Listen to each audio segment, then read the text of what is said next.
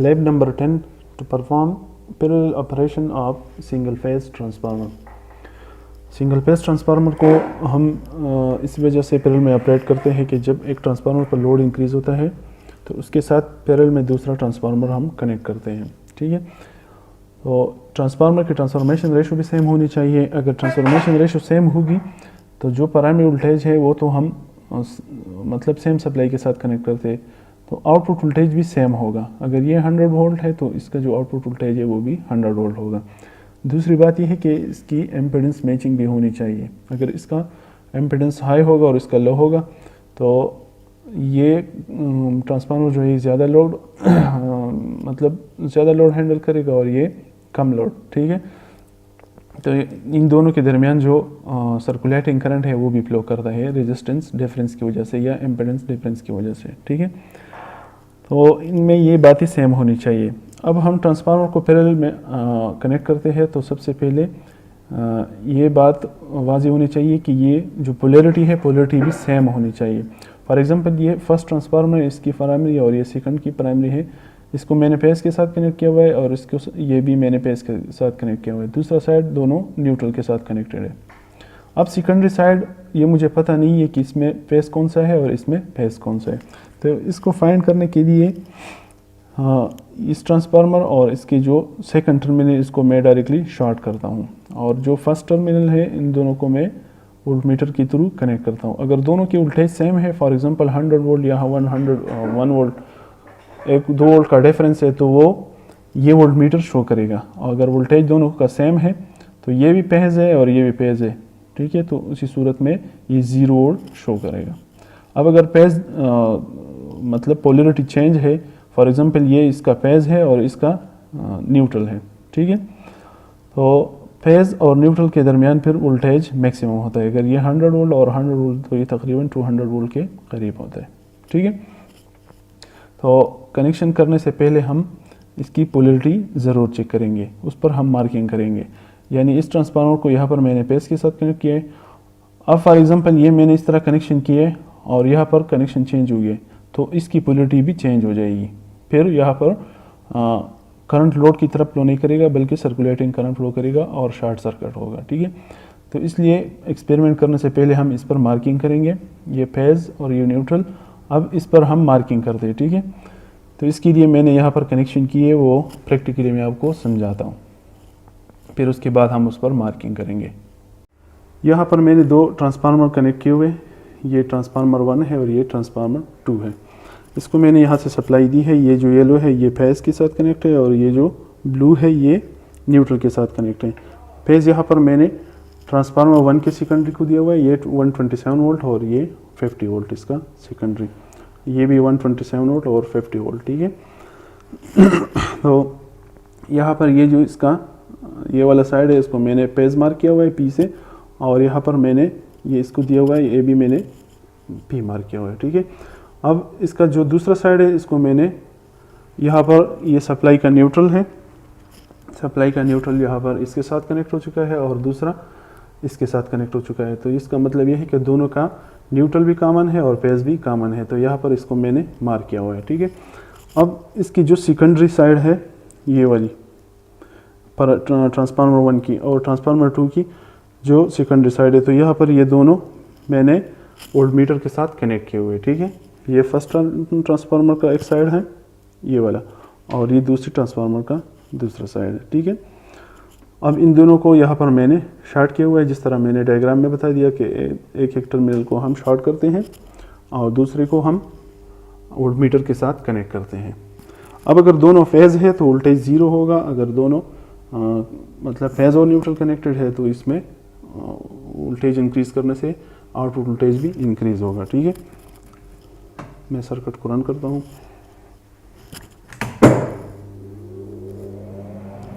अब यहाँ पर मैं वोल्टेज ग्रेजुअली इंक्रीज़ करूँगा, प्राइमरी वोल्टेज में ग्रेजुअली इंक्रीज़ कर रहा हूँ, लेकिन सेकेंडरी वोल्टेज क्या है 0 है। तो इसका मतलब ये है कि ये वाला फेज है और ये इसका ये वाला फेज है। अगर आप ऊपर देखें तो ये इसका फेज है, इसका ये फेज ये होना चाहिए और इसका न्यूट्रल ये है तो न्यूट्रल, लेकिन इसका जो फेज है इसका फेज ये होना चाहिए, लेकिन इंटरनली इसने इन्होंने कनेक्शन इस तरह की है कि ये मुझे ये पेज दे रहा है, ठीक है, इसको मैंने पेज मार्क किया है, इसको न्यूट्रल, इसको न्यूट्रल और इसको मैं पेज मार्क कर रहा हूँ, ठीक है। अब ये जो कनेक्शन है मैं उल्टा करके चेक करता हूँ कि वोल्टेज इंक्रीज होता है कि नहीं। कनेक्शन चेंज करने से ये बात पहले नोट करनी चाहिए कि ये जो वोल्टेज है इसको ज़ीरो पे लाना चाहिए, क्योंकि अगर ये नॉब मैंने फॉर एग्जांपल 100 तक लेके गया हो और यहाँ पर ये जो मैक्सिमम वोल्टेज की 50 वोल्ट है, तो 50 और 50 वो ऐड हो जाएंगे, तो तकरीबन 80-100 वोल्ट की वजह से यहाँ ट्रांसफार्मर सेकेंडरी में हैवी करंट फ्लो कर सकते हैं। तो पोलैरिटी चेंज करने के बाद, कनेक्शन चेंज करने के बाद मैंने पहले से वोल्टेज को, जो इनपुट वोल्टेज है, इसको ज़ीरो पे लेके आना चाहिए, ठीक है। अब यहाँ पर मैंने इसका न्यूट्रल इसके पेज के साथ कनेक्ट किया हुआ है और वोल्टमीटर के साथ इसका न्यूट्रल कनेक्ट किया हुआ है, ठीक है, ये जो ब्लू वायर है। अब मैं प्राइमरी वोल्टेज को इंक्रीज़ कर रहा हूँ, लेकिन बहुत कम इंक्रीज़ कर रहा हूँ। तो सेकेंडरी साइड पर जो वोल्टेज है वो ग्रेजुअली इंक्रीज़ हो रहा है। इसका मतलब ये है कि मैंने इस ट्रांसफार्मर के न्यूट्रल के साथ इसका पेज कनेक्ट किया हुआ है और इस ट्रांसफार्मर के न्यूट्रल के साथ थ्रू वोल्टमीटर यहाँ पर पेज कनेक्ट किया हुआ है। तो अब ये पोलैरिटी क्या है, ये उलट है, ठीक है। तो यहाँ पर मैंने मार्किंग की है, ये स्टेप पैरेलल ऑपरेशन करने से पहले ज़रूर करना चाहिए। अब यहाँ पर मैंने ये दो ट्रांसफार्मर पैरेलल में कनेक्ट किए हैं और इसके साथ ये मैंने लोड लगाया हुआ है। लोड के साथ एक एम्पियर मीटर है और इस एम्पियर मीटर से दो वायर्स आ रहे हैं। ये दो वायर्स मैंने इन एम्पियर मीटर्स के साथ कनेक्ट किए, ठीक है। ये ऊपर वाले के साथ है, ये नीचे वाले के साथ, ठीक है। तो सबसे पहले मैं यहाँ से स्टार्ट करता हूँ। यहाँ पर मैंने जो सप्लाई दी है, एक येलो वायर है और एक ब्लू वायर है। ये येलो वायर मैंने यहाँ पे दिया हुआ है इसको, और ये इसको भी दिया हुआ है, ठीक है। फिर ये जो ब्लू वायर है ये न्यूट्रल को भी दिया हुआ है और इस ट्रांसफार्मर के न्यूट्रल को भी मैंने दिया हुआ है, ठीक है। अब यहाँ से फिर मैंने ये जो पेज है और ये न्यूट्रल है, इन दोनों से यहाँ से रेड वायर और यहाँ से येलो वायर, ये दोनों मैंने यहाँ पर वोल्टमीटर के साथ कनेक्ट किए, ठीक है। तो ये मुझे प्राइमरी वोल्टेज देगा। सेकेंडरी वोल्टेज के लिए यहाँ पर ये मैंने दूसरा वोल्टमीटर लगाया हुआ है, ये वाला, ठीक है। तो ये येलो वायर यहाँ पर अगर आप देखिए वायर लेंथी है, लेकिन यहाँ पर ये न्यूट्रल के साथ कनेक्ट है, ये वाला है, ठीक है। और ये जो ब्लैक वायर है ये वाला, ये पेज के साथ कनेक्ट किया हुआ है, ठीक है। इससे पहले मैंने पेज सीक्वेंस का तरीका आप लोगों को बता दिया। तो ये दोनों जो है ये न्यूट्रल है ट्रांसफार्मर के, इनको मैंने शॉर्ट किया हुआ है और ये फेज़ 1 है और ये क्या है, फेज़ 2 है। ये प्राइमरी साइड पर फेज़ 1 न्यूट्रल 1 और ये फेज़ 2 इनटू न्यूट्रल 2 है, और ये सेकेंडरी साइड पर फेज़ न्यूट्रल और न्यूट्रल फेज़, ठीक है। अब इन्होंने इंटरनल कनेक्शन इस तरह किया है कि इसको मैंने पहले से चेक किया है कि ये में फेज़ और न्यूट्रल कौन सा है, ठीक है। अब इस ट्रांसफार्मर का ये जो ब्लू वायर है, इसको मैंने यहाँ पर एम्पियर मीटर के साथ कनेक्ट किया हुआ है। ये जो है ये एम्पियर मीटर है। अब इस एम्पियर मीटर का दूसरा साइड यहाँ पर मैंने इस थर्ड एम्पियर मीटर को दिया हुआ है, ठीक है। अब ये जो दूसरी ट्रांसफार्मर का पेज है न्यूट्रल तो कॉमन हो चुके हैं। ये पेज ये मैंने यहाँ पर एम्पियर मीटर के साथ कनेक्ट किया हुआ है। ये जो ऊपर वाला एम्पियर मीटर है ये वाला, और इसका जो दूसरा साइड है वो मैंने यहाँ पर इस एम्पियर मीटर को दिया हुआ है।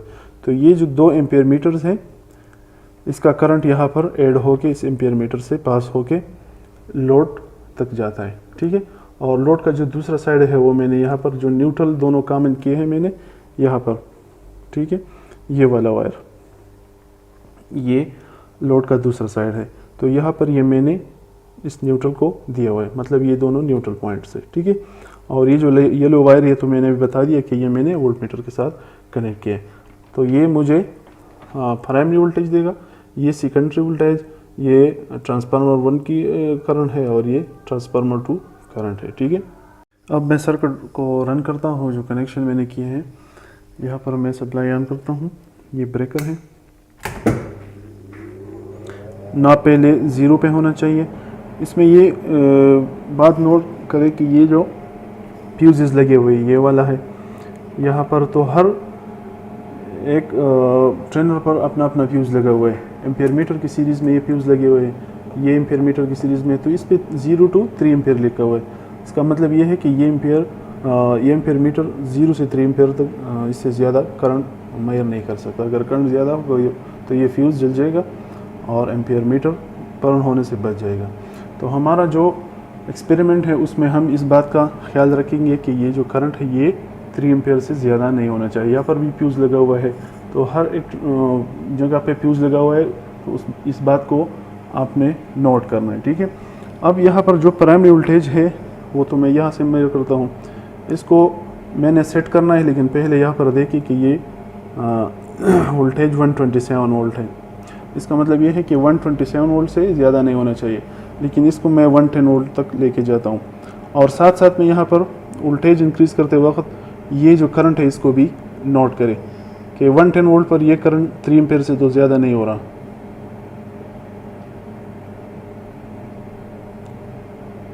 वोल्टेज 70,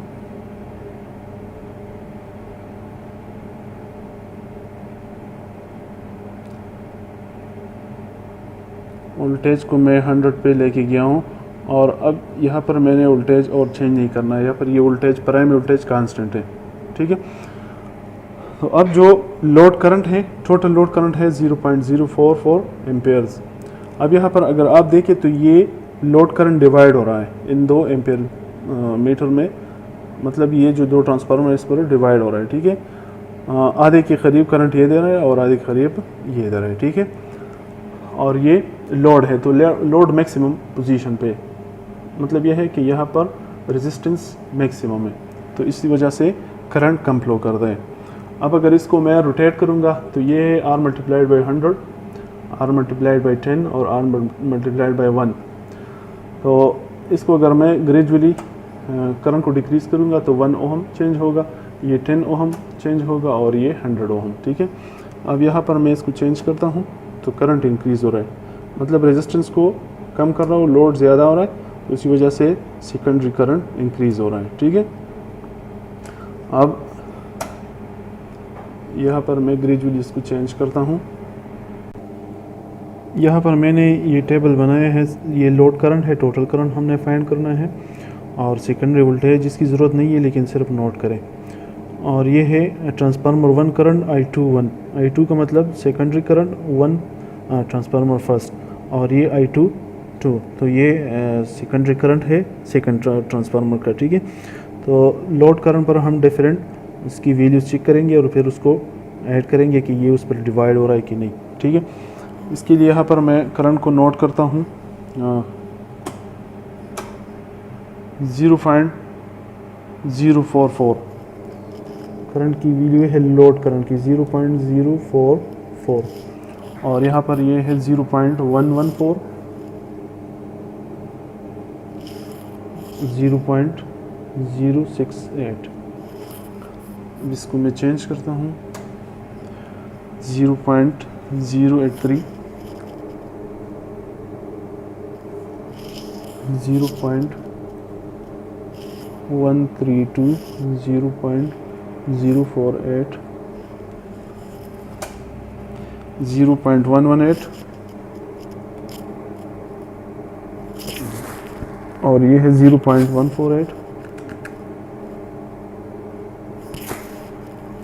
0.031,